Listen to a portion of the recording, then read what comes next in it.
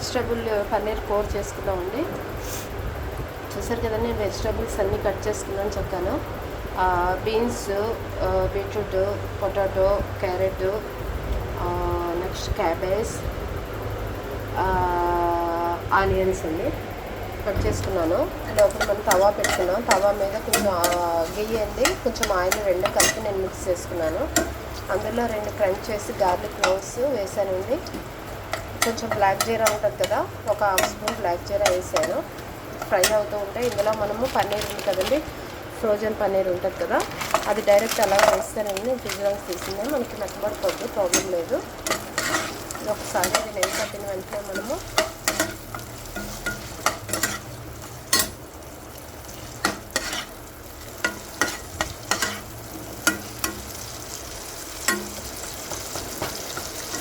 దీంట్లో ఆనియన్స్ వేసుకోవాలండి.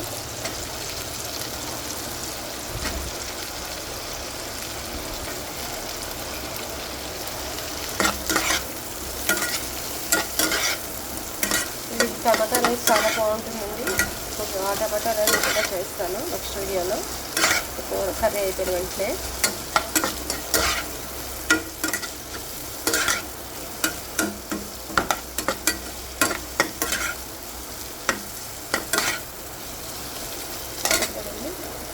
ఆనియన్స్ కూడా ఫ్రై అవుతూ ఉంటాయి.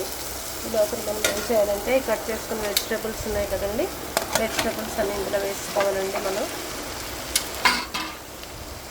చూసారు కదండి, ఇప్పుడు ఇందులో మనం సాల్ట్ యాడ్ చేసుకున్నాము. సాల్ట్ కొంచెం ఎక్కువను. చూసారు కదండి, పసుపు వేసుకున్నాము, ఉప్పు వేసుకున్నాము, ఒక పావు స్పూను కొంచెం లైట్గా, ఒక చిన్న టీ స్పూను పావు స్పూన్ అండి చిన్న షుగర్ వేసాను. ఎందుకంటే కలర్ చేంజ్ అవ్వకుండా వెజిటేబుల్స్ కావడానికి వేసుకుని ఇప్పుడు మనము సిమ్లో పెట్టుకుని మూత పెట్టుకుని ఒక 10 to 15 minutes మగ్గనివ్వాలండి.